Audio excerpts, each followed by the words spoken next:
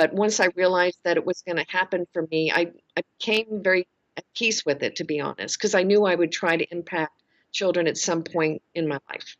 Well, and you have. Your husband has four girls. Yes, four stepdaughters, the Estrogen Express. So there are plenty of kids in my life, girlfriend, let me tell you. Did you push record?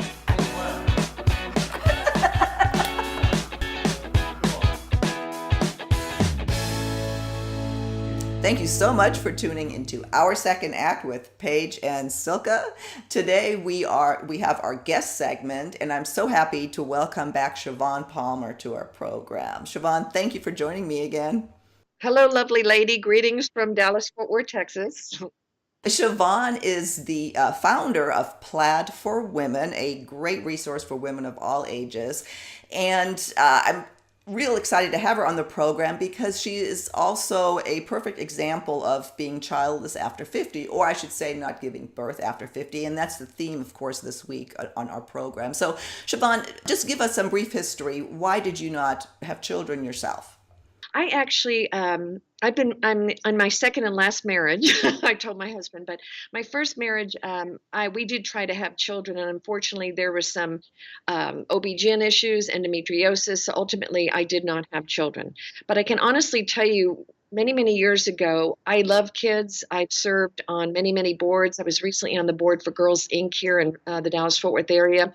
I absolutely love children, but I never thought that it would devastate me not having children. I always knew that they'd be a part of my life, even though, like you said, I didn't physically give birth to a child. Well, a lot of women struggle with that, and our generation, of course, there was something wrong with you if you didn't have children or if you didn't want them. In my case, I didn't want them. In your case, there was something wrong. You couldn't have them, but you worked through that. You worked. Right. I totally agree with you. As a generational, there was some kind of pressure to have children. And as you well know, it's a huge commitment on day to day to be a great parent. And some of the greatest moms I know tell me how hard it is. So once I realized that it was going to happen for me, I became very at peace with it, to be honest, because I knew I would try to impact children at some point in my life. How do you think that changed the course of your life? Oh my goodness, significantly, because unfortunately my first marriage came to an end after 8 years. It was very amicable, but honestly, if we had had children, I probably would have gutted it out a little bit longer than I did, and it wouldn't have been fair to any my husband, myself, or even children we brought into the world. So I'm really glad in a way that I became childless. I have a hostile womb, girlfriend. And we're laughing about it a little bit because for us, mine of course was by choice. Yours you couldn't, but you're okay with it. And I don't want to be disrespectful in any way to the people that are struggling and still haven't come to terms with not being able to have children. That's a whole other subject that we're treating separately, and we have some really moving interviews about that. I do, though, want to show options and show how, not having given birth or being childless is you lead some incredible lives, which leads me to, one of your babies is a Plaid for Women, and this campaign you started, No Mean Girls. Was there a profound moment, an aha moment that gave birth, if you will, to the No Mean Girls concept? Actually, there was a couple of years ago. We were having a meeting in the Dallas Fort Worth area and talking about how inclusive Plaid is. And we said, this is about women supporting each other. It's not talking about religion or race. Let's focus on what we all have in common as women, sisters. And at the end of that meeting, I said, look, if you're here to support other women, we're your tribe. But I said, if you're not, hit the door, because at Plaid, honestly, there are no mean girls allowed. And I just said it kind of in a flippingly way. And I thought, no big deal. After the meeting, two or three women came up to me with tears in their eyes and said, I resonate with what you said on such a deep level.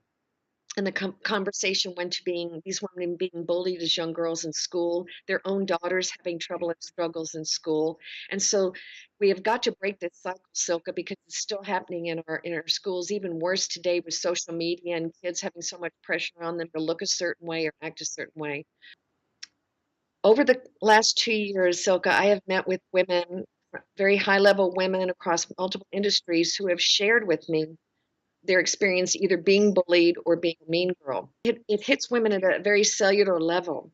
To give you an example, I was having lunch a couple weeks ago with a very prominent woman in Dallas who was in the political field, has been very successful in business. And I asked her, she asked me about the No Mean Girls campaign, and I asked her to share her experience herself. She literally got tears in her eyes and said, I'm starting to shake thinking about it. And she was severely bullied as a young girl. And she said, Shivaun, it still impacts me to my core today. That's why I believe so much in what y'all are doing. So I'm telling you, it's like it's trauma that people, unless people deal with it, it can carry into adulthood. It's so surprising to me. I remember when you first started this, I didn't experience that, and I wasn't a bully. But it surprises me that that is such a huge issue today, and that's why I also, want to bring that to life, because the women of our age, we can influence the younger women, which is what you're doing. Absolutely. Yeah, as a matter of fact, a couple of days ago, we did a training at a company for anti-bullying, and I'm thinking to myself, this is 2017, but I think it really goes back to our culture, doesn't it? It's all about me and selfies. I say it's me, not us, and mine, not theirs, and mine. It's such a selfish environment that we're living in today. Yeah, you know, your platform, you work with all age. It's women. It's directed to Yes. women, but it's across all ages. Where Second Act TV, we're heavily skewed to women, although we have a 40% male audience now. I love that. Boom, nation, baby. Yeah. But it's over over 50. My question is, on the topic of childless or making those choices, do you still are young women, do they still have the same pressure that we did, do you think about that? That's a very good question. I think the millennials are much more prone not to be pressured by what society thinks they should be in terms of success. I still think those middle generations, the X and Y, are still prone to that kind of pressure. But what I've found is that if you want to make an impact on children, there is a myriad of ways to do that by physically giving birth. I have impacted a lot of young women just through Plaid for Women, and I get such satisfaction. That's how I'm using my impact with young girls and women, even though I had the hostile womb, as I referred to earlier. They're hostile. I got that hostile womb story. Can I just share briefly? Of course. I have six grandkids, 16 to 6, and my oldest granddaughter, who is 16 going on 54. One day when she was a little girl, she was just staring at me, and I said, Can I help you? And she said, I want to ask you something. I said, Sure, I'm an open book. She goes, Why did you never have children? And I looked at her, and without missing a beat, I said, I had a hostile womb.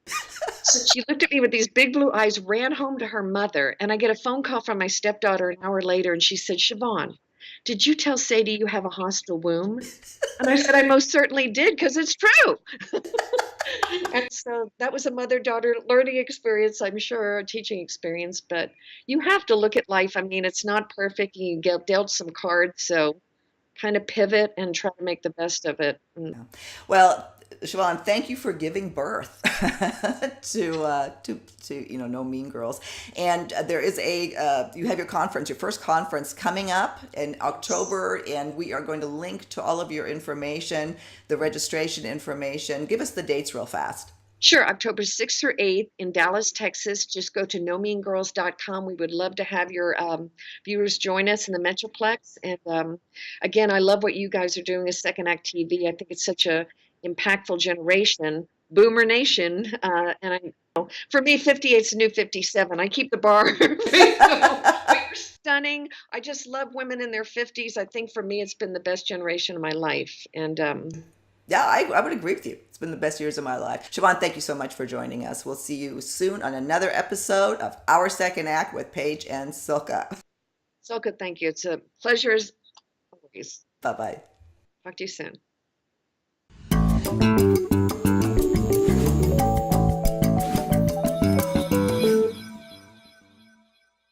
Thanks so much for joining us today. We hope you enjoyed today's program. To learn more about Plaid for Women, I linked to our previous interview with Shivaun right over here. And if you haven't already done so, please subscribe to our channel. There's the button. See you soon.